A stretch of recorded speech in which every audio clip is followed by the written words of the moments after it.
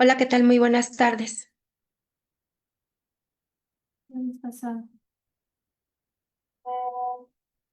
Muchas gracias a todos por su presencia. En un momentito empezamos.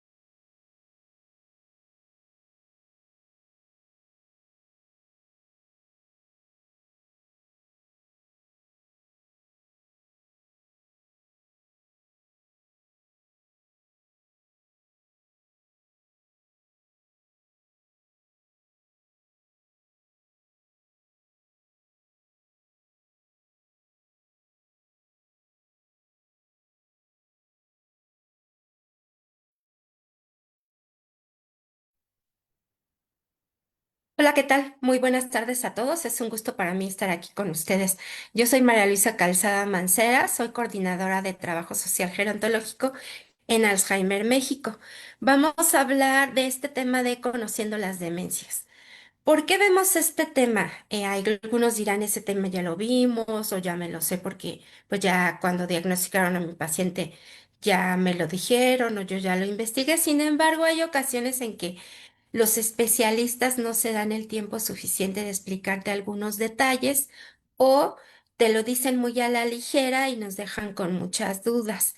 También el interés de volver a tocar este tema, aunque con palabras diferentes y de una intención un poco modificada, es que aquellas personas que por primera vez se van conectando, pues también tengan de primera mano esta información.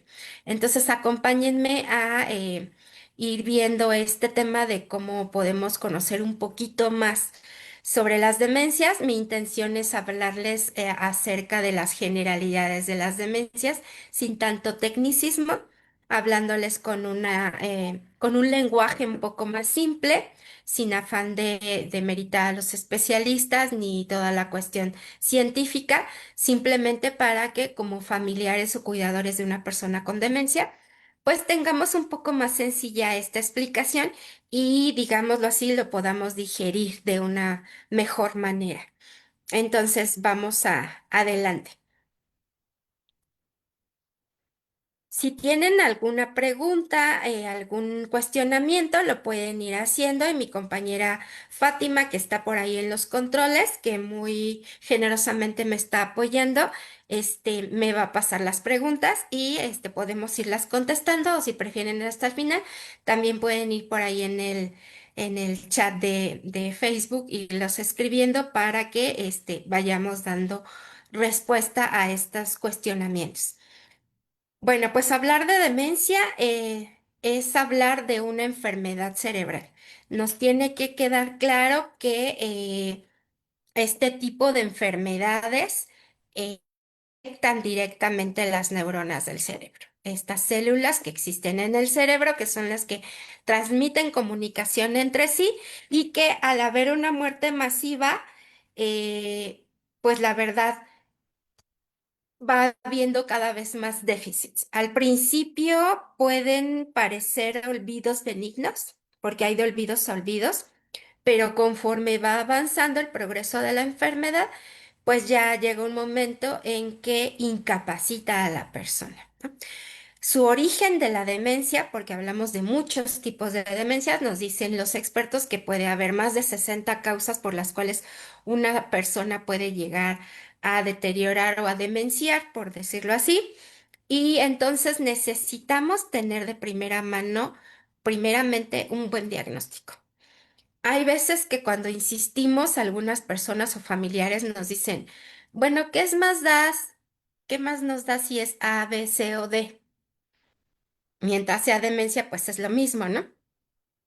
Porque hay veces que dicen, pues sí, se parecen en síntomas o cómo va avanzando y todo, pues ya qué más me da si es Alzheimer o vascular o por tiroides o lo que sea.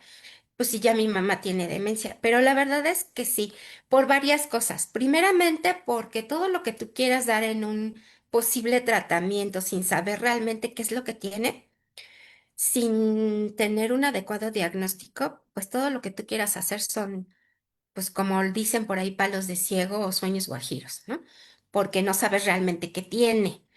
Entonces es como querer cuidar una enfermedad respiratoria sin que sepas realmente cuál es el origen. A lo mejor suena un poco extremo, pero permítanme poner este ejemplo. Hablando de las enfermedades respiratorias, imagínate que vas con el médico porque te sientes mal y el doctor en vez de decirte, ah, tienes ya sea influenza o una alergia o tienes una simple gripe estacional o tienes COVID, que el doctor te dijera, ah, pues tienes una enfermedad respiratoria, pero no te dice cuál. Entonces, ¿cómo vas a saber cómo tratarla? ¿Están de acuerdo que no es lo mismo una alergia que una neumonía? Que no es lo mismo si nada más tengo medio afectado el pulmón o que si ya tengo una gripe. Entonces, por eso mismo, igual en las demencias, necesitamos saber qué es lo que tiene la persona. Para hablar de demencias, pues tenemos también que tener muy claro que no todos los olvidos son normales, porque hay veces que tendemos a entrar en un círculo de la cultura del viejismo. El viejismo es aquel punto en el que pensamos que por tener cierta edad o ser adultos mayores ya es normal que se me olviden las cosas o falla o que tenga déficit en ciertas acciones cognitivas como hablar, responder correctamente, mi juicio, la pronunciación de las palabras, más allá de también, pues obviamente la memoria, ¿no? Entonces hay de olvidos a olvidos. Decíamos, no es lo mismo que de repente confunda una persona a que a mis hijos ya los desconozca. O que el típico ejemplo de siempre de que pierdo el monedero, a que cuando lo encuentre no sepa qué es un monedero o si es mío o no, o que cuando encuentre el otro monedero de alguien más, diga que es mi monedero, ¿no? O las llaves, que también es otro ejemplo muy común. No es lo mismo que pierdan las llaves y no las encuentre, que eso nos puede pasar a cualquiera si estamos estresados o distraídos, a que cuando ya encuentre la llave, no sepa qué es una llave o para qué sirve y cómo se usa. Entonces, vean que no todos los olvidos son normales y no todos los viejos, por tener edad avanzada, deben olvidar cosas. Si nos volvemos un poco más lentos, si tenemos ciertos déficits para captar, para la atención, concentración, pero la evocación de la memoria debe estar conservada. Tal vez un poco más lenta, pero en de fondo conservada. Entonces, hay que estar muy ojo a eso y no caer en estas cuestiones que les decía que son viejismo. Entender también que si ya hablamos de una demencia es una enfermedad cerebral. Si ya estamos cursando con una enfermedad como tal de este tipo, hay que ver cuál es la causa para saber por qué es que estoy teniendo esta muerte o desconexión masiva de neuronas. La mayoría de las demencias hay una muerte masiva, no es nada más de que se me desconectaron y ahora hay que ver cómo las conecto, pues si no se trata como una extensión de que se me salió el enchufe y ahora lo vuelvo a conectar, no.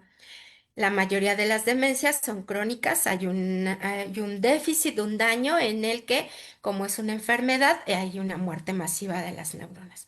Esto nos lleva a un trastorno neurocognitivo mayor. El origen pues ya dependerá del diagnóstico que tengamos. Hay que ver si este trastorno neurocognitivo va a ser por enfermedad de Alzheimer o por Parkinson o por Huntington o por alguna enfermedad vascular.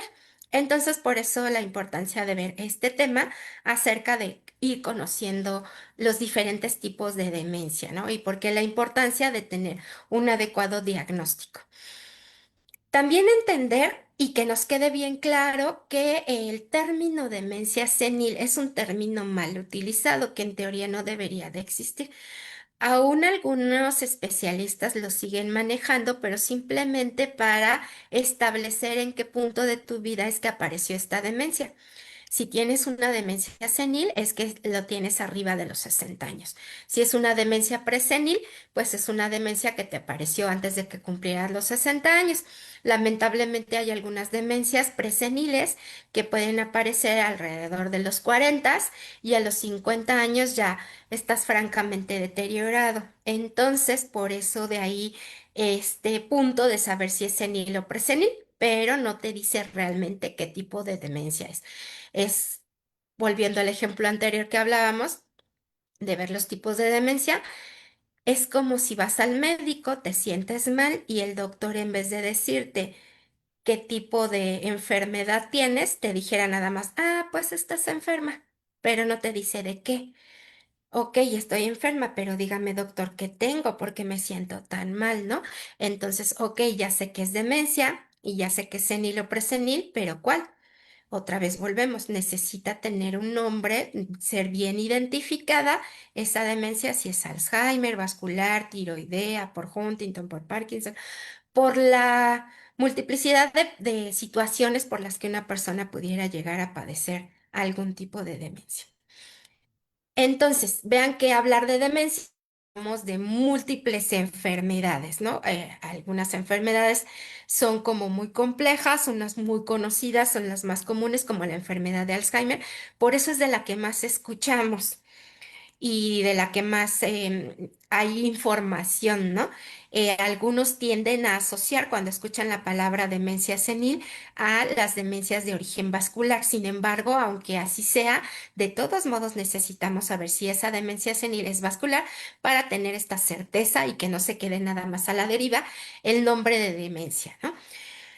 Vamos a ver cómo o por qué es que se generan estas enfermedades. Vamos a empezar por la más común, que es la más conocida, que es la enfermedad de Alzheimer.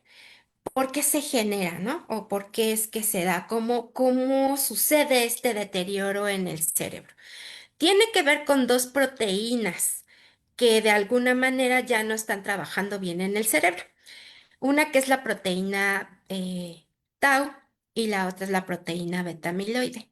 La proteína tau es la proteína que le da como entereza o firmeza a la neurona, que hace que esté como bien constituida, que esté enterita, que esté lisita, gordita y bonita, ¿no? Y entonces de repente empieza a fallar y se empieza como, por decirlo así, como a desquebrajar, se empieza a desestructurar desde adentro. Entonces empieza a tener esta falla interna. Y por otro lado también tiene que ver la proteína beta amiloide. La proteína beta amiloide es una proteína que tenemos, pero que de alguna manera cuando empiezan estas fallas cognitivas se empieza a acumular de manera indiscriminada y empieza a ser poco soluble y entonces el cuerpo ya no se puede deshacer de ella y se empieza a acumular entre las neuronas, interfiriendo con el paso de la comunicación entre una y otra. Y eso hace que entre la falla queda la proteína tau, que es la que le da la firmeza, más la acumulación de la proteína beta amiloide que está ahí estorbando, hagan de cuenta como si fuera con la loca entre cables que no permite pasar la información, pues entonces lo que no funciona empieza a morir y se empiezan a degenerar en sí mismas y se empiezan a hacer estas que se llaman ovillos o marañas neurofibrilares. Empieza a haber una muerte masiva de estas neuronas por esa interferencia que existe y esta falla interna y entonces se empiezan a morir masivamente y obviamente que si se empiezan a morir, las que se intercomunicaban con ellas pues dejan de tener esta función. Afortunadamente el cerebro tiene la función de que si esta ya no funciona y como se empieza a degenerar, busca el cerebro otros lugares por donde comunicarse con otras neuronas.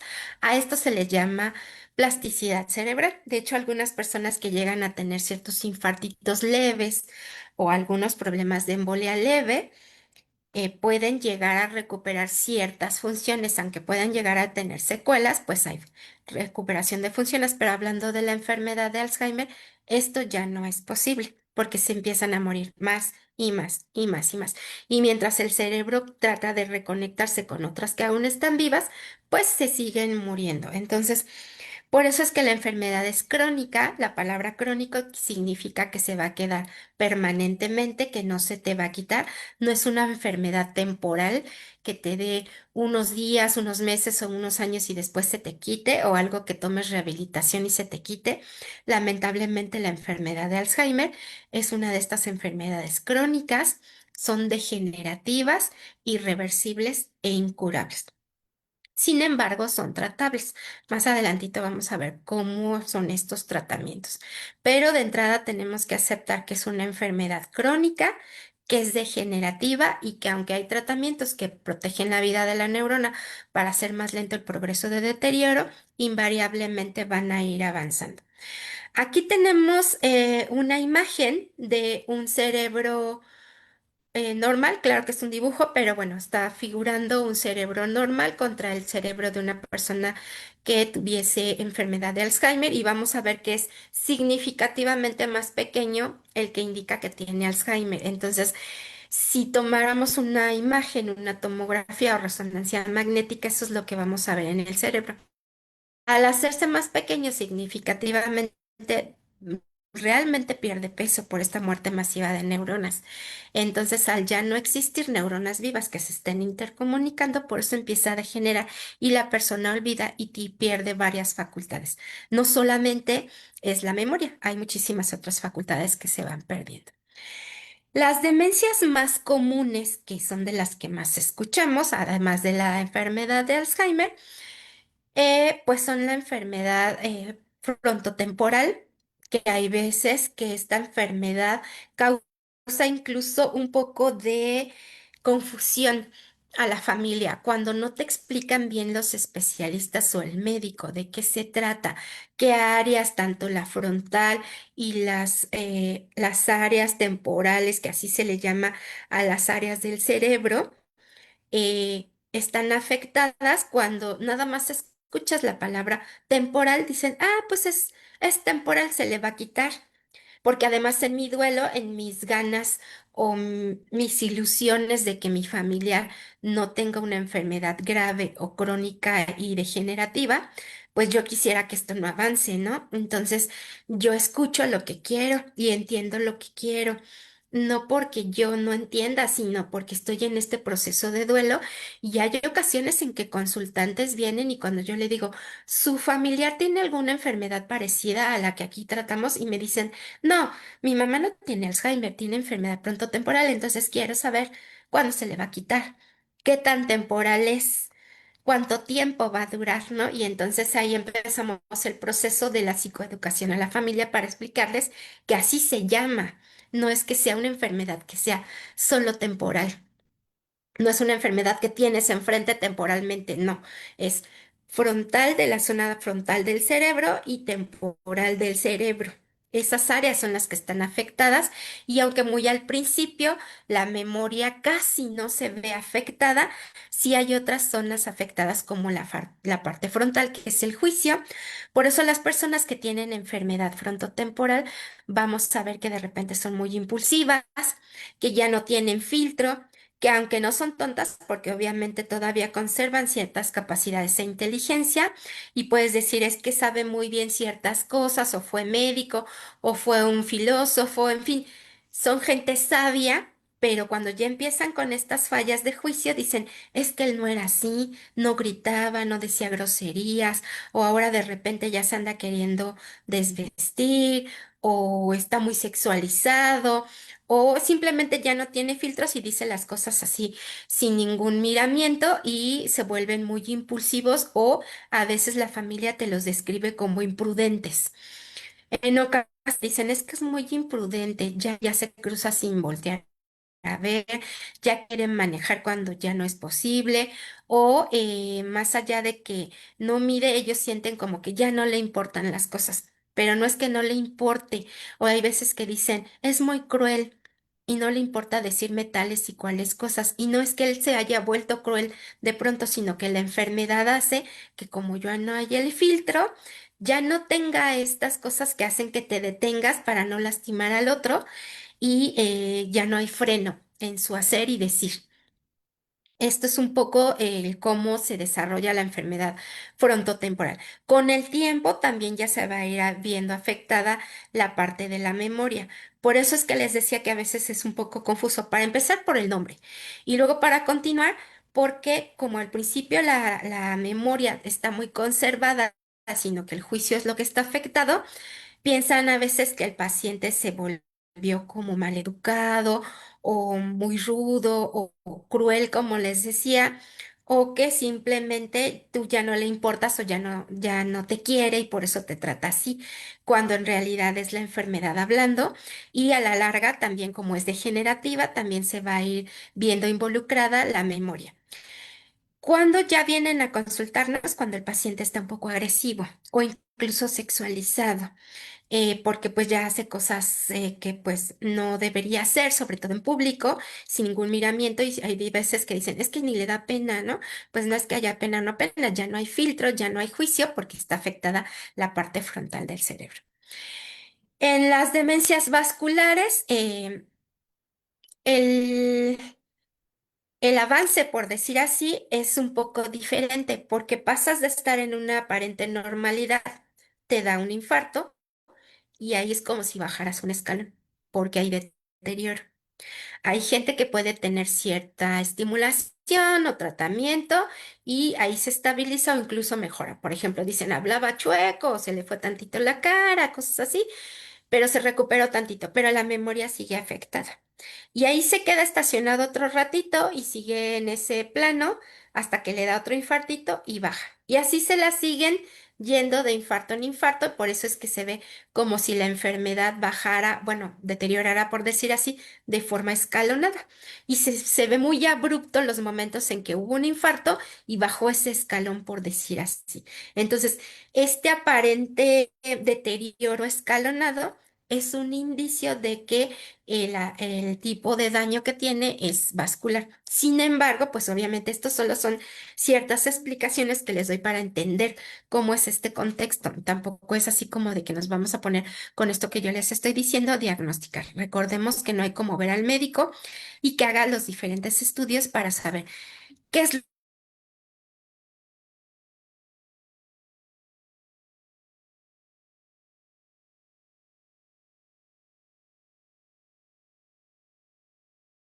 por una enfermedad de Alzheimer o por una enfermedad frontotemporal o por otra enfermedad también muy común que se llama por inclusión de cuerpos de Levy. Entonces, eh, la enfermedad de cuerpos de Levy, hablando en el progreso, es un poco parecida a la enfermedad de Alzheimer, así como les decía, de la proteína tau y la proteína beta amiloide que se va como acumulando de forma exagerada entre las neuronas y evita el paso de las funciones y de los neurotransmisores. Lo mismo hace esta inclusión de los cuerpos de Levy, que así se llaman, que son estas células que se quedan ahí acumuladas y degenera de igual manera el cerebro y empiezan a morir las neuronas. Algo más característico de la enfermedad por cuerpos de Levy es que las personas pueden llegar a tener alucinaciones.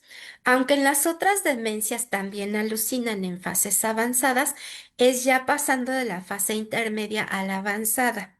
Casi no sucede desde la etapa inicial, cosa que en la inclusión de cuerpos de Levy sí pasa. Entonces, dentro de lo malo, porque no deja de ser una tragedia que la persona tenga una demencia, sea la que sea, Alzheimer, frontotemporal, vascular o por Levy, pero dentro de lo malo, lo bueno es que estas alucinaciones por lo regular son benignas. ¿A qué me refiero con benignas? Porque estamos de acuerdo que no es bueno que alucines, tampoco me malentiendan con mis palabras. Se le llaman benignas porque cuando una persona que tiene, por ejemplo, esquizofrenia, generalmente ve y oye cosas, obviamente que no existen, pero cosas malignas. Cosas así como demonios que les dicen que se maten o que los de a su alrededor están comploteando o que el de enfrente tiene al diablo y lo tiene que matar. Cosas así como muy aberrantes, muy tristes, pero al mismo tiempo muy aberrantes y muy malignas Y las personas que tienen demencia o cuerpos de Lewy, cuando empiezan a alucinar, por lo regular te dicen que vieron a su mamá, que se murió hace 30 años, o que los vino a visitar su papá, cuando su papá hace 20 años que ya no existe, o que pasó un niño o una niña que está sentada enfrente de ella, o intentan darle de comer a alguien que no existe, o ven pajaritos o maripositas y cosas así. Les repito, no deja de ser malo que la persona alucine, pero dentro de lo malo, lo bueno es que estas alucinaciones, como son benignas, no les causan terror. A eso nos referimos con que son benignas. Inclusive hay ocasiones en que los especialistas te dicen, si no le causa un malestar muy intenso o no interfiere con tu vida cotidiana, lo dejan cursar así, nada más hay que estar observando y cuidando a la persona. Ya si empieza con alucinaciones ya terribles o trastornos del sueño, cosas así, es en donde ya te dan algún tipo de medicamento para minimizar esto, porque hay ocasiones que en vez de quitárselas, dan el efecto paradójico. Por eso también hay que estar muy al pendiente porque tenemos que ver si mi paciente o mi persona con demencia realmente está teniendo una alucinación o simplemente es una ilusión. ¿Cuál es la diferencia? No es lo mismo que a mí se me figure ver una sombra, porque en realidad es el suéter que está colgado en el perchero, pero como ya no veo bien, se me figura que es una persona o una sombra que por ahí apareció, a que en realidad yo vea y oiga cosas que no existen. Entonces, si yo no sé distinguir y le digo a mi médico, oye, doctor, fíjate que mi mamá ya está alucinando y no alucinaba, que nada más tenía una ilusión porque por ahí tenía yo la mochila mal puesta junto al sillón y mi mamá piensa que es un perrito o un gatito y yo ya digo, ah, ya está alucinando y voy y le digo al doctor y le dan un medicamento, el efecto paradójico es que si no estaba alucinando, ahora sí va a alucinar por el efecto contrario que le causa la medicación. Entonces, por eso hay que tener mucho cuidado de ver si sí realmente es una alucinación o no y si esa alucinación le causa trastornos terribles o no. Porque, pues hay que ver qué tipo de demencia es, si en ese tipo de demencia es esperable que alucine o si en vez de alucinación está teniendo un delirium, porque ojo, aparte de tener demencia, si la persona está cursando por alguna enfermedad, sobre todo esas enfermedades que conllevan mucho dolor o infecciones como infecciones respiratorias o urinarias o de la que sea, eso cursa con un delirio y sobre todo cuando están en hospitales. Entonces, si aparte de la demencia empieza con delirio, se exacerba la enfermedad y hay veces que nos dicen, es que como que le avanzó rápido la demencia. Entonces, si no es una enfermedad vascular que le haya dado otro infarto y que por eso bajó otro escalón, por decirlo así, hay que ver que si es otro tipo de enfermedad y aparentemente de forma aguda se intensifican ciertas síntomas o sobre todo estas alucinaciones, muy probablemente pueda estar teniendo un delirio. Esto lo digo para que estemos como muy al pendiente y no nos espantemos de más. Claro que te debes de preocupar y por eso hay que llevarlo con el doctor y decirle, a ver, doctor, porque luego los médicos te dicen, ah, sí es normal, tiene demencia y eso le va a pasar. No, a ver, doctor, ayer o en la mañana no estaba así. En mi mamá no es normal esto, mi mamá no alucinaba. Entonces es ahí donde tú tienes que ser muy claro en los signos y síntomas que le ves para ver dentro de su progreso que era normal, para ver si algo se agudizó, puede ser que haya sido un infarto o esté en un delirio y cualquiera de los dos, pues lo tienen que atender. Y en esos casos, si notas hacia tu persona, pues hay que llevarlos a urgencias para que los atiendan y decir, ayer o hoy en la mañana no estaba así y de un ratito para acá ya se puso así y mi mamá no alucina ni me desconoce ni es agresiva, ¿no? O sea, por decir un ejemplo, porque tú conoces bien a tu persona, que es como lo cotidiano y cómo actúa. Acuérdense entonces, cuando son súbitos o de forma aguda estos cambios, puede ser un delirio independientemente del tipo de demencia que tengan. Entonces, por eso necesitamos que el diagnóstico lo emita un especialista. No el yerbero, ni la comadre, ni la vecina, porque te diga, "Ah, es que mi abuelita tuvo esto y entonces tu mamá tiene aquello también".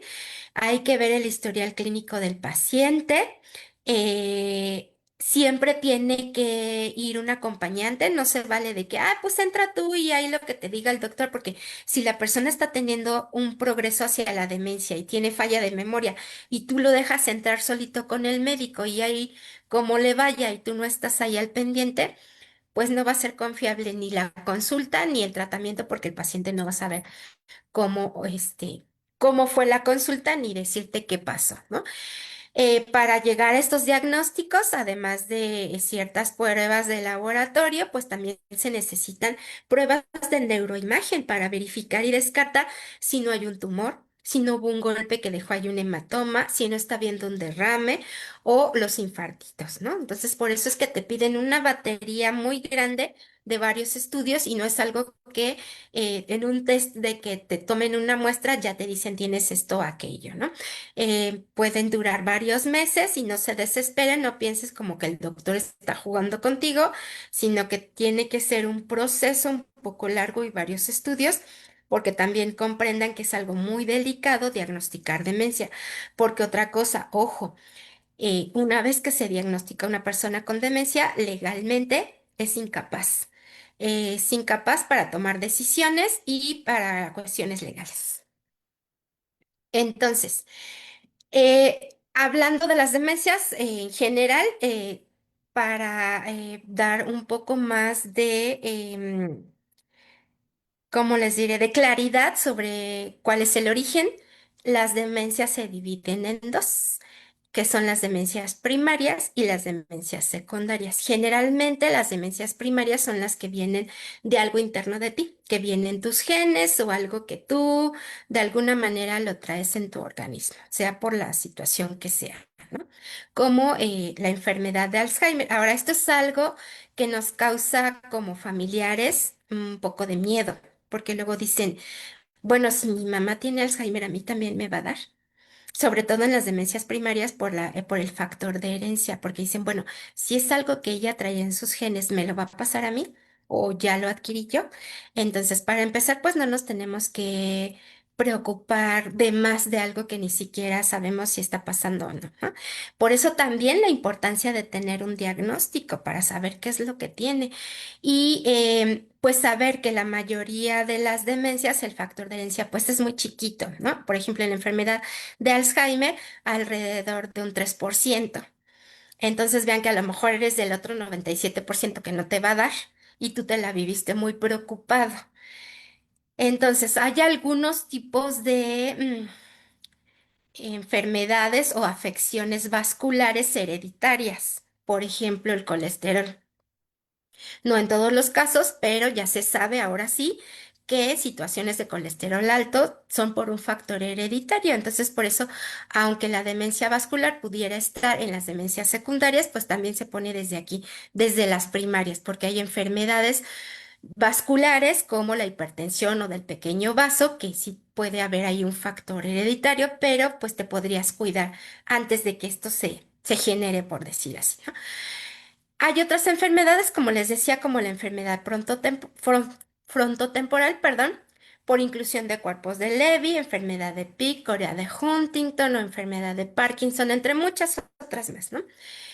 Ahora, la situación es que si además de una demencia primaria tengo una cuestión vascular, llámese un infarto, alguna situación que se dé ahí por algún déficit o daño vascular cerebral que cause esta muerte masiva de las neuronas, se convierte en una demencia mixta.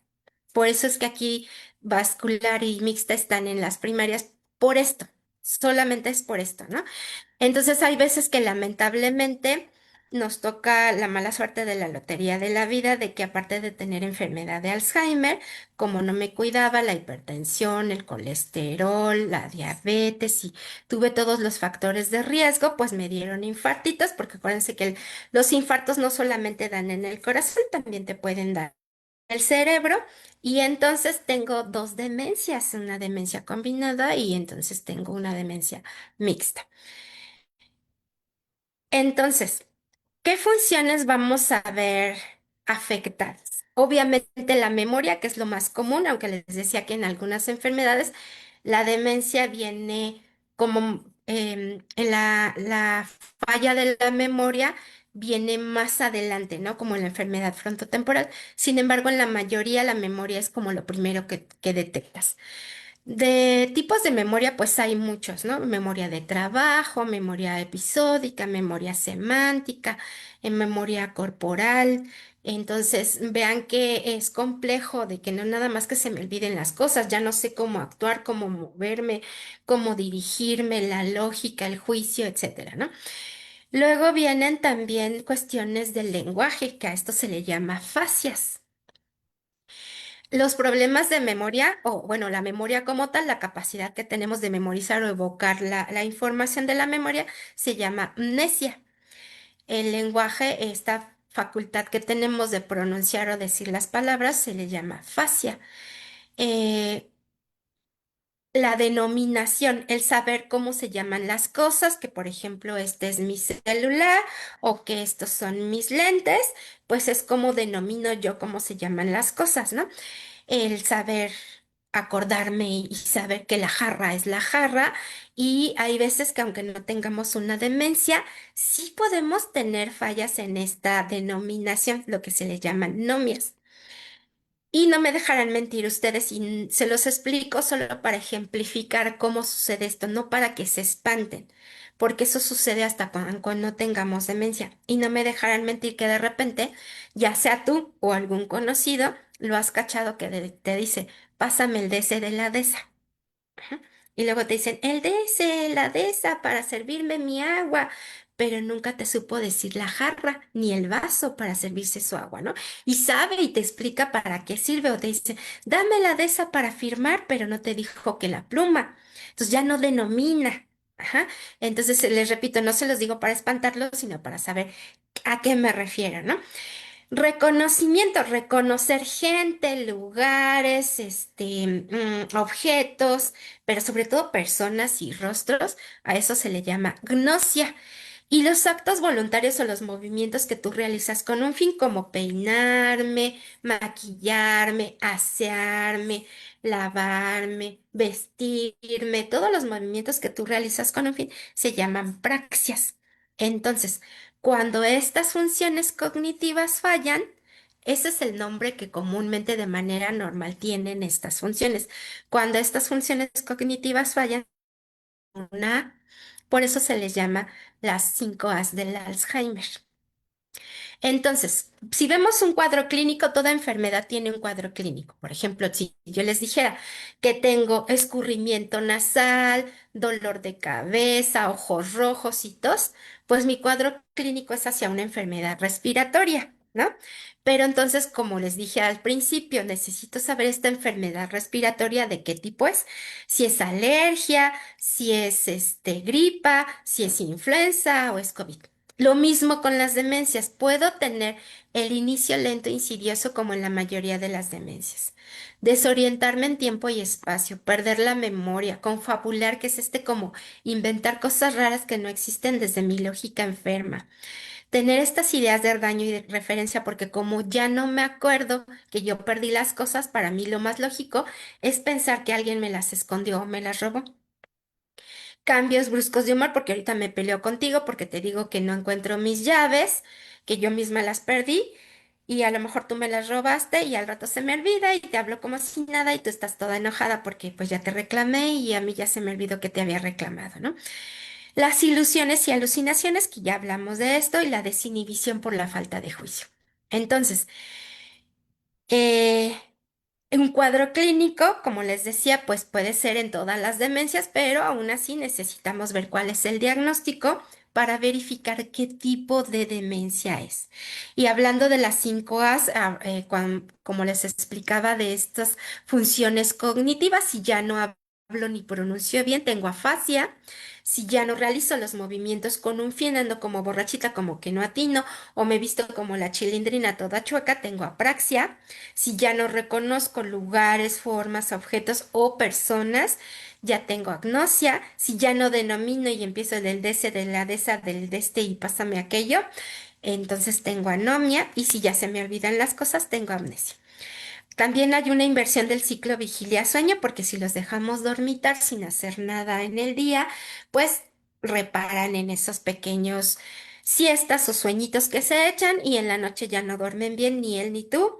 Hay adherencias o perseverancias porque se vuelven muy repetitivos en lo que consideran que pueden mantener en su memoria para no olvidarlo, pero como son pequeños fragmentos de cosas, no la amplitud de su saber se disminuye a repetición de ciertas palabras, ciertas frases o hacer ciertas cosas. Se vuelven como obsesivos en esta repetición.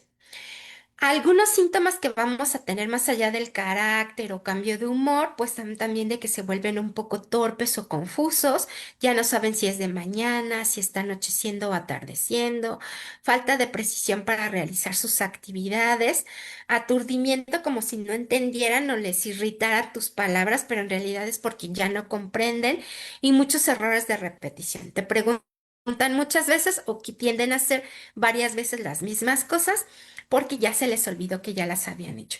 Tienen estos sentimientos inespecíficos de haber perdido algo.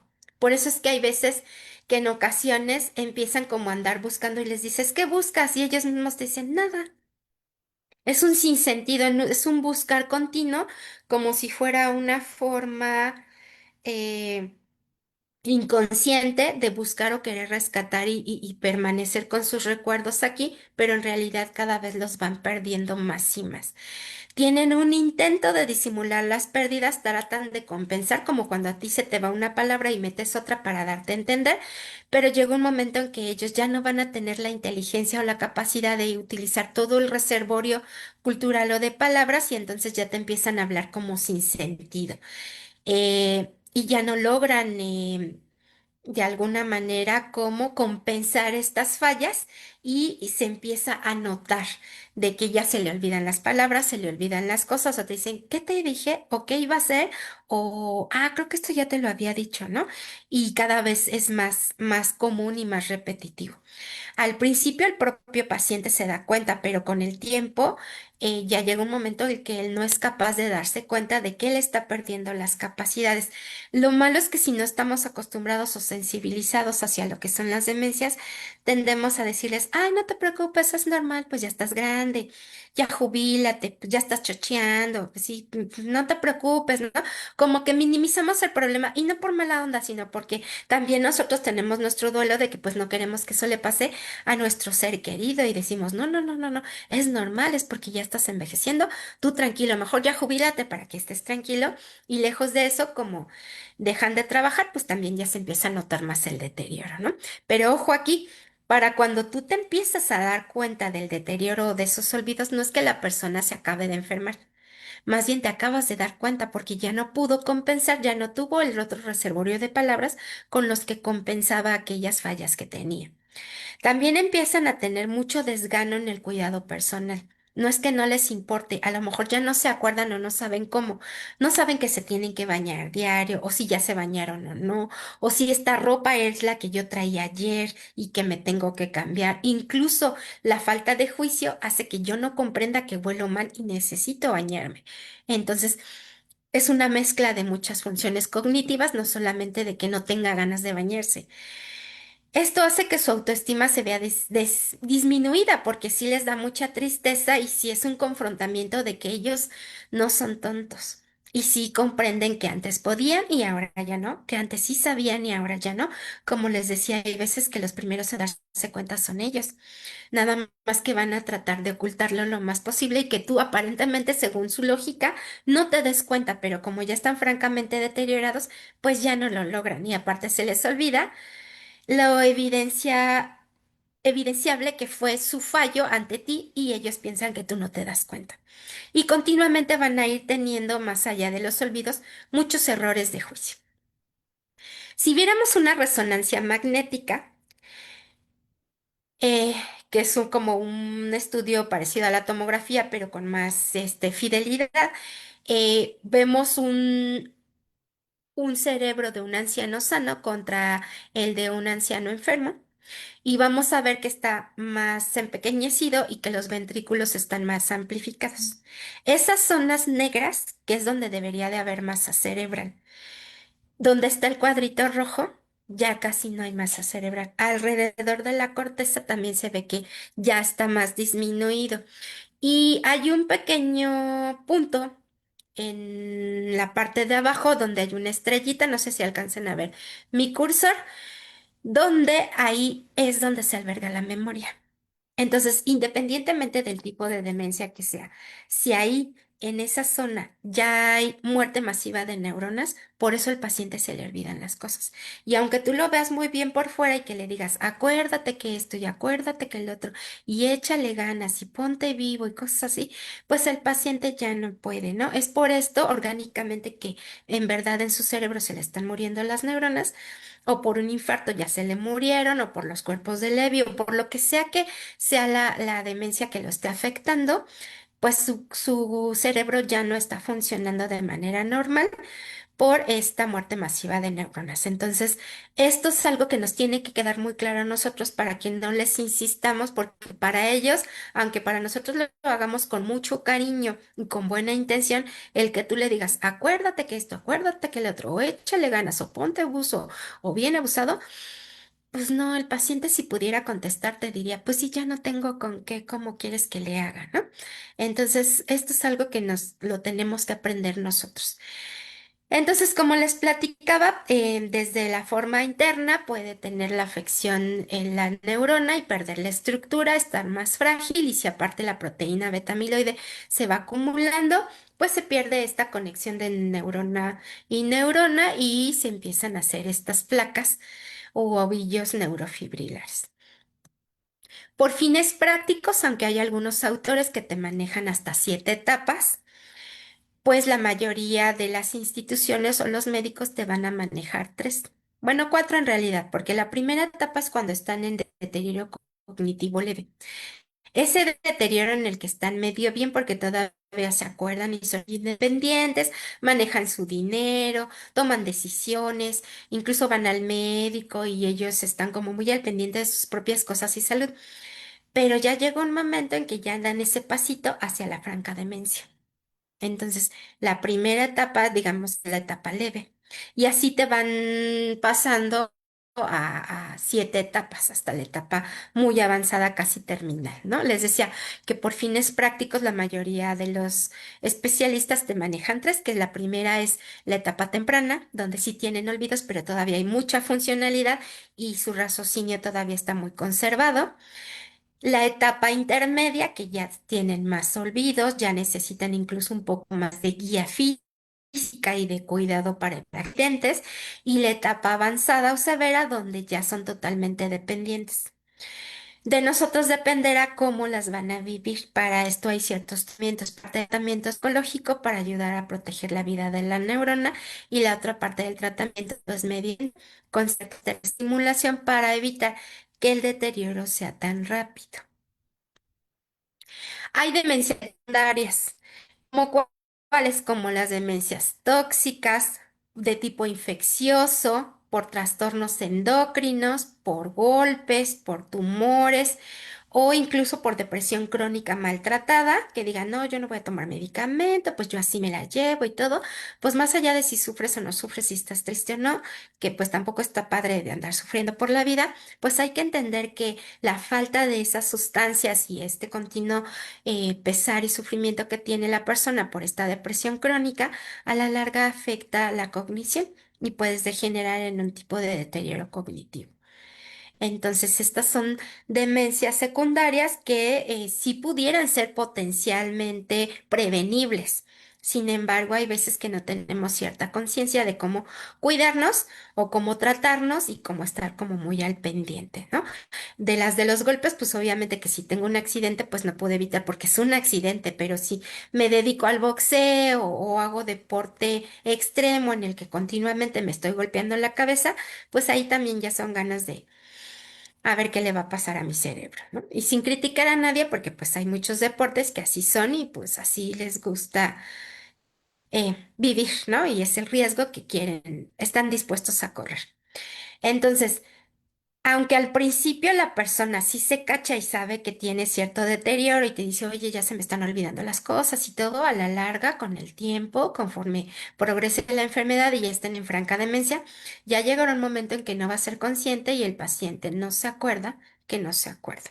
Esto es muy importante porque cuando nosotros estamos tristes o afligidos o preocupados, se nos olvidan las cosas, pero somos conscientes y dices, ay, sí, cuando te recuerdan algo, dices, sí, pero se me va la onda porque andaba preocupada, ¿no? O como estaba enferma, pues ya no estoy tan clara, pero ya recuperé la información. Las personas con demencia ya no lo recuperan. ¿De qué depende si avanza rápido o avanza lento o si me da poquito o me da mucho? Que en realidad no es así, ¿no? Porque no es como que te dé poquita demencia o mucha demencia, sino que son las etapas de la enfermedad o en las demencias vasculares, qué tan afectado o poco esté el cerebro, ¿no? Entonces de eso dependerá. Dependerá de la carga genética, de qué tanta resistencia o resiliencia tenga tu cuerpo, del estilo de vida, de qué tan sano eres o fuiste, si hacías ejercicio, eras bien fitness, los hábitos nocivos, si fumaba, tomaba, etcétera. La alimentación, que como, porque ya ves que dicen que nosotros somos lo que comemos. ¿Qué tanta actividad física tienes o qué tanto sedentarismo hay en tu vida? El control del estrés, porque también hay esta cuestión del estrés oxidativo que pues afecta al cuerpo en general, no solamente el cerebro. La socialización, porque somos seres sociales y necesitamos interactuar con la gente y acordarnos de que pues no podemos ser ermitaños porque también eso me podría, la deprivación sensorial y de las personas me podría causar algún tipo de trastorno conductual o cognitivo. También tiene que ver con tus otros factores protectores, ¿no? Socialización, que cómo llevo la espiritualidad, qué tan calmado, qué tan estresado, en fin, cómo es tu estilo de vida. Tratamientos, pues sabemos que no hay un tratamiento como tal que cure la demencia. No hay algo que frene y por eso debemos de tener mucho cuidado de cómo hablamos y de qué queremos entender o qué queremos escuchar cuando nos dicen los médicos, ah, con este medicamento vamos a frenar la enfermedad, porque si hablamos de un freno en un coche, yo lo que entiendo es que si voy a meter freno, lo voy a detener. Y no, no te explican con calma que en realidad lo que vamos a hacer es hacer más lento el progreso de deterioro. Por eso debemos de tener mucho cuidado. No es lo mismo frenar que enlentecer o hacer más lento el proceso de deterioro. La palabra correcta es ralentizar. Entonces, los tipos de tratamiento que hay, que son farmacológicos, van a ayudar a proteger la vida de la neurona, que estas proteínas que les decía no deterioren tan rápido las neuronas, no maten tan pronto las funciones cognitivas y que también tengamos una modificación en la conducta, que el paciente si tiene depresión, porque obviamente me pongo triste de saber que se me olvidan las cosas, si estoy muy nervioso, si la ansiedad no me deja y sufro. Y el tratamiento no farmacológico son todas esas otras cosas medioambientales que podemos hacer, aparte de la modificación del entorno. Terapia física, terapia ocupacional, talleres recreativos, talleres cognitivos, socialización, el ejercicio, sano esparcimiento, en fin, todo el estímulo que pueda tener la persona para ralentizar el progreso de la enfermedad. Ahora, del paciente hablamos mucho, pero luego la familia dice, bueno, ¿y yo qué? ¿Puedo prevenir? ¿Cómo me puedo cuidar? Sobre todo aquellos que tenemos como miedo con los factores de herencia, ¿no? Que ya les dije que hay un muy bajito porcentaje de factor de herencia, sin embargo, pues siempre queremos saber qué se puede hacer, ¿no? Lo que sí se puede hacer es que si ya tengo una comorbilidad es una enfermedad, diabetes, hipertensión, dislipidemias, tenerlas muy controladas. Y si no la tengo, evitar que me dé. Padecimientos leves, no dejar que se hagan graves. No dejar de que, ah, sí, me duele, pero pues yo me aguanto. No, revísate, atiéndete. Si estás triste o deprimido, pues también atiéndete. No dejarte llevar por la ansiedad, no caer en el sedentarismo y pues evitar el consumo de sustancias, ¿no? Esto es lo que sí podemos prevenir. Entonces, ¿cuáles son los factores protectores contra los factores de riesgo? ¿Qué sí podemos hacer para tenerlo un poquito más claro? Porque hay veces que te dicen, pues échale ganas, protégete, sí, pero ¿cómo? ¿Qué hago? ¿No? Hay veces que parece juego, pero no lo es, no sabemos ni cómo empezar, ni cómo organizar, ni cómo buscar. Entonces, vamos a hablar de estos 12 factores de riesgo. que el contra pues sería mi factor de protección. Entonces, dentro de los factores de riesgo tengo fumar, alcoholismo, inactividad física, la diabetes, contaminación, hipertensión, aislamiento social, depresión, obesidad, traumas craneales, que son los golpes, pérdida auditiva y bajo nivel educativo. ¿Por qué la pérdida auditiva? Porque si yo no escucho y me aíslo del mundo y no me preocupo por tenerme mis aparatos auditivos y estar escuchando y estimulado, pues puede minar mis capacidades cognitivas. Entonces me regreso tantito para que veamos sobre estos 12 factores de riesgo, cuáles son los factores de protección. Pues obviamente no fumar, no tener, pues seguido estos hábitos de bebidas alcohólicas porque incrementan en la atrofia del nivel del hipocampo, que es donde se alberga la memoria, ¿no? Tener actividad física. Si ya tengo la diabetes, como les decía, pues mantenerla controlada y si aún no la tengo, pues evitar que me dé, ¿no? No decir, ah, pues por ahí dicen que si ya estoy vieja ya no me va a dar diabetes y pues le entro a los dulces. No, no, pues hasta los adultos mayores de 80, si se descontrolan, pueden adquirir diabetes, hipertensión y todas las enfermedades que ya sabemos, ¿no? Eh, no exponerme de forma imprudencial a la contaminación. Por ejemplo, hay personas que de trabajo son pintores o los que son ojalateros o gente que está muy expuesta a estos factores contaminantes. Ese tipo de profesiones deben de durar corto tiempo.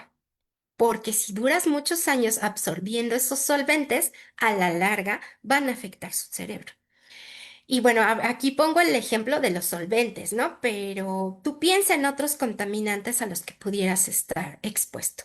Hipertensión, igual que la diabetes, que si no la tienes, evitarla y si ya la tienes, mantenerla en control, porque a la hipertensión le dicen el asesino silencioso.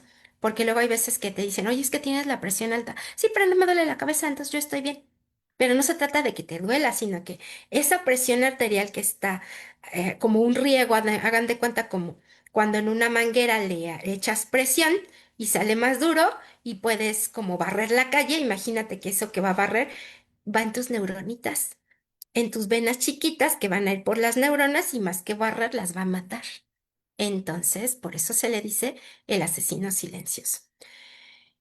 Eh, el aislamiento social, pues obviamente entonces vamos a socializar, estimulación con tu propia familia, pertenecer a grupos, salir, que si ya enviude, pues busca, ok, si ya no te quieres volver a casar, bueno, pues busca una amistad, una ocupación, una afición, algo que hacer, no aislarme ni meterme como una ostra en la concha y no querer salir al mundo, ¿no?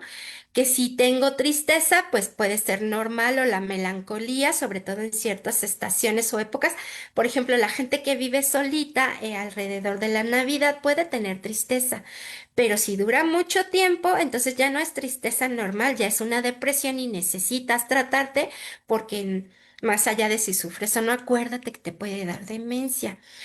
Una nutrición saludable, volvemos a esto que decíamos, eres lo que comes, evitar traumas craneales, volvemos a traumas, son golpes en la cabeza. Cuando hablamos de traumas, no es así de que, ay, vi una cosa fea y como vi eso feo me traumé. Y bueno, esto me da pie a un paréntesis porque hay veces que hay familias que me dicen, yo creo que mi mamá sufrió tanto cuando era chiquita que ahora que ya está vieja decidió olvidar. Y no es así, está enferma, tiene una enfermedad que se llama demencia, porque si toda la gente que sufriéramos cosas feas cuando somos chicos, o bueno, en cualquier etapa de la vida, imagínate cuántos desmemoriados habría por la vida porque decidieron olvidar. Y la realidad es que hay gente con demencia que no sufrió nada y vivió una vida francamente feliz y de todos modos tiene olvidos, ¿no? Entonces, cuando hablamos de traumas craneales, pues hablamos de golpes. Y pues no olvidar ni dejar de lado la estimulación cognitiva. No decir, ay, como ya me jubilé o como ya estoy viejo, pues ya no leo, ya no tengo que escribir, ya no tengo que hacer, ¿no? Ok, sí, tienes razón. Ya no tienes que trabajar como tal porque mereces tu jubilación, de ahí viene la palabra júbilo, de felicidad de que ya no trabajo, pero sí búscate otra ocupación, algo que tenga que ver con tus gustos y aficiones que te estimule física y mentalmente para mantenerte bien en esta estimulación cognitiva. Recordar que en la familia no todos los miembros de la familia estamos capacitados para cuidar, porque no es algo que se tome en un curso, así como tomas el curso de primeros auxilios, tomas el curso para cuando mi papá, mi mamá o mi esposo tenga demencia. Entonces, no todos tienen la misma posibilidad o fortaleza. Hay que llegar a buenos acuerdos. Y si tú ya eres un cuidador primario y ves que no te ayudan, pues tratar de conciliar con tu propia familia y si no buscar las redes por fuera. ¿Cómo podemos tener ciertos apoyos o cómo se da el apoyo para las familias, sobre todo para aquellos que están como muy solitarios, ¿no? Porque hay veces que aunque sean muchos miembros de la familia, solo uno o dos cuidan.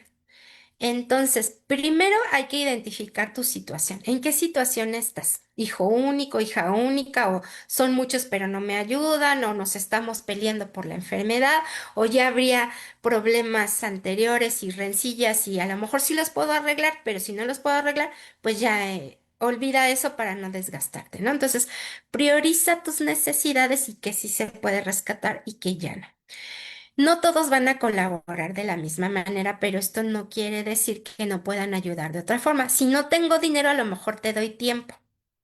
Si no puedo ir, a lo mejor te mando despensa.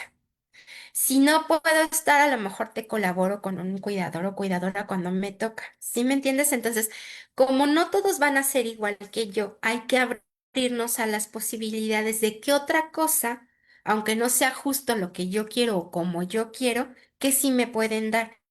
Porque si me caso con este enojo de que tiene que ser como yo quiera y a la hora de que yo quiera y como yo quiero, y no lo hacen, pues me enojo y me aíslo de la familia y eso tampoco se vale porque sufres tú y sufre tu persona con demencia. Entonces hay que aceptar hasta las pequeñas ayudas porque luego esas son las que te salvan de lo que se conoce como colapso del cuidador.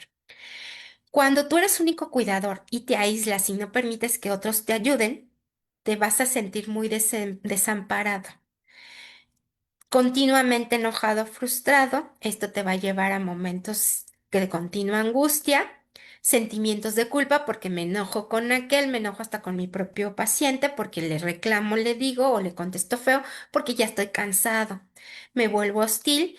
Y también algo que tenemos mucho y luego no decimos, le ponemos cara de valientes, es miedo. Los cuidadores, algo con lo que cargamos continuamente es con miedo. ¿A qué va a pasar? ¿Así me va a dar a mí también? ¿Así se va a poner peor? ¿A qué me va a suceder a mí? Y esto cansa mucho. Por eso el cuidador primario tiene mucha fatiga. Y hay ocasiones en que la familia te dice, ¿pero de qué te cansas si nada más lo cuidas? Pero pues de eso es de lo que te cansas, francamente, ¿no? Por eso hay veces que hay de rechazo, distanciamiento, abandono y en ocasiones ya muy exageradas, abuso físico, ya sea hacia tu propia persona con demencia o hacia ti mismo, porque te empiezas a castigar o a negar atención médica, comida, descanso y tratamiento para tu salud. Entonces, esto te afecta y te puede llevar a una sobrecarga y algo que se conoce como colapso del cuidador. Y sin querer, aunque ames mucho a tu persona enferma, puedes llegar a maltratarlo por omisión. Entonces, hay que cuidarnos de no caer en estas situaciones de cansancio extremo. Favorecer que la familia tenga información si es que lo están cuidando en casa para que tenga cuidado y trato digno. La información es muy valiosa porque mientras más entiendas tú sobre lo que es la demencia, cómo va a evolucionar y posibles maneras de tratar a la persona, mejor vas a poder abordar, menos te vas a desesperar y aunque no deja de ser cansado, va a ser diferente la forma en que lo afrontes para el bienestar tanto del enfermo como tuyo. Los grupos de apoyo ayudan mucho. Hay grupos como este que estamos en línea para aquellas personas que no pueden venir al centro de día y también tenemos los grupos presenciales. Vamos a tratar en la medida de lo posible de tocar los temas muy similares, aunque no se pueden tocar del todo igual, que sean similares para que no sientan que aquellos que no pueden venir de forma presencial no se lleven la información.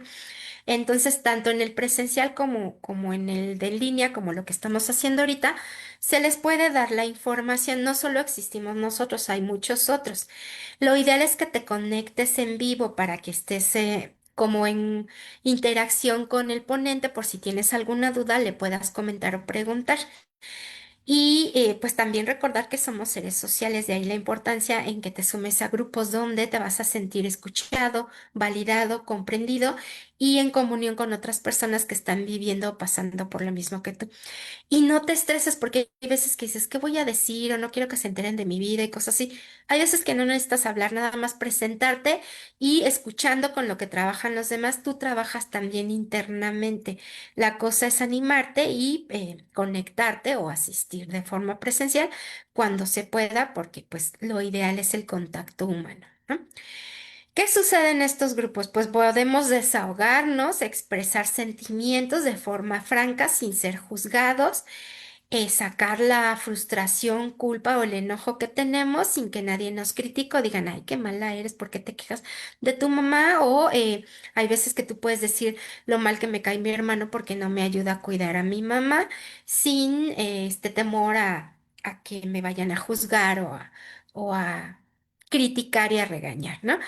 Hay intercambios de estrategias, les decía, aunque tú no hables, el que otro hable y diga, ay, esto me funcionó, esto me sucedió y yo le hice así, yo le hice esa, también te ayuda a ti para tener ideas de manejar ciertas situaciones o comportamientos que pueden suscitarse en casa y sobre todo en conductas difíciles, ¿no? Cuando hay lo que se conoce como conductas aberrantes que pues todo el mundo te dice, échale ganas, es normal, sí, pero no te dicen cómo hacerle si tu paciente alucina, si está agresivo, si te quiere corretear para pegarte o si anda deambulando, a lo mejor no es agresivo, pero deambula y tú estás preocupado de que no se vaya a caer o no se vaya a pegar, ¿no? Entonces, cómo adaptar el hogar, cómo aprovechar una consulta, todo ese tipo de cosas lo tratamos en los grupos.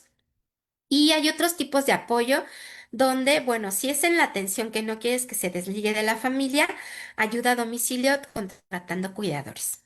Llevándolo a un centro de día como el que tenemos nosotros, donde van medio tiempo, parte del día, mientras tú trabajas o descansas y ellos están cuidados y estimulados. Casas de reposo, porque si ya de plano sale de mis manos y francamente no lo puedo atender, pues necesito que me lo cuiden las 24 horas y yo visitarlo vale más la calidad de tiempo que la cantidad de tiempo y que nos estemos peleando o esté descuidado. Y los cuidados paliativos. Los cuidados paliativos los asociamos a cuando la gente está en etapa terminal o aquellas enfermedades donde sabes que la persona va a morir pronto. Sin embargo, déjenme decirles que en la demencia los paliativos deben ser desde el inicio. Paliar una enfermedad, un síntoma o un malestar es, por ejemplo, si me duele algo, el paliativo ahí entra, el analgésico, ¿no? Si estoy ansiosa, pues entra el paliativo. Si tengo depresión, en fin, todos los alrededor de lo que de por sí ya viene siendo la demencia, se puede paliar. No tiene el paciente por qué sufrir, ni tú tampoco. Hay veces que dicen, no, es que yo no lo quiero dopar, no lo quiero llenar de medicamentos, pero hay que pensar que hay veces que estos tratamientos paliativos son para crear bienestar para él y para ti. No hay que satanizar los tratamientos antes de saber de lo que se tratan. Entonces, si quieres saber de esto y muchas cosas más, síguete conectando con nosotros o asiste a los grupos de apoyo presenciales para que tengas mucha más información sobre la marcha de la cual vamos a estar hablando. Se trata de que tengas tú y tu persona con demencia atención física, psicológica, social y de cómo adecuar el entorno. Hay que crear tu propio equipo de apoyo, ya sea con la familia, con gente externa, con el centro de día, con tu médico, con los amigos, en fin, hacer tu propia red de apoyo para que tú no pases tan solo o tan sola esta situación y que te sientas un poco más apoyado, tengas o no tengas familia, ¿no?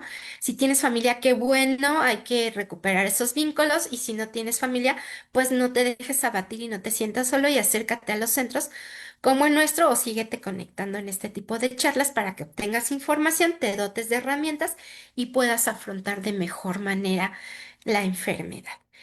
Entonces, pues solamente para cerrar una pequeña reflexión que les hice justamente la semana pasada en el grupo de apoyo presencial, que si no ha pasado por tu cabeza esta pregunta, cuando somos muy jóvenes es muy fácil, o no fácil, sino más amable la respuesta, ¿no? ¿Cómo seré cuando sea mayor? Porque hay veces que si estamos preguntándole esto a una persona de 20 años, uy, pues de aquí a que sea una persona adulta mayor, ¿no? Pero si ya estamos alrededor de los 40, 50 y el promedio de vida en México está entre los 75 y 80 años, calcula primero qué edad tienes y luego de esa edad cuánto te falta para el promedio de vida, que alrededor de los 75. Entonces, pues algunos serán muchos años y algunos ya no serán tantos, ¿no? Entonces, tienes que reflexionar, tienes que pensar en ti para ver estos años que aún me quedan, cómo los quiero vivir. Que no me defina solamente el rol de ser cuidador o cuidadora, que tengo derecho de ser persona, esposa, novio, novia, hermano, amigo, en fin, lo que tú seas y vivirlo plenamente. Amar, gozar, vivir, que no te olvides de ti como cuidador. Sí, ok, tengo que cuidar a mi persona enferma, pero primero tú para que puedas estar bien para los demás y sobre todo para prepararte para tu vejez, que no estés tan enfermo, tan deteriorado o con posible fragilidad y que lo que tú visualices, pues que vayas haciendo un plan para que cuando yo ya esté en esas etapas, pues que tenga todo cubierto, ¿vale? Entonces con esto yo me despido, les dejo esta reflexión no para arrugar el corazón, por el contrario, para que con nuevos bríos veamos de aquí en adelante cómo quiero conducir mi vida y no me queda más que agradecerles su presencia y su participación. Espero haberles transmitido información de utilidad sobre cómo son las demencias, cómo van evolucionando y no sé si tengan por ahí alguna pregunta. Mi compañera Fátima ya me dirá para ver si las podemos responder.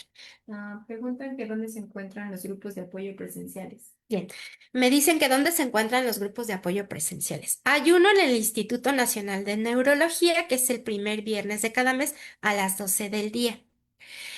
Otro en Narvarte, que es el segundo sábado de cada mes.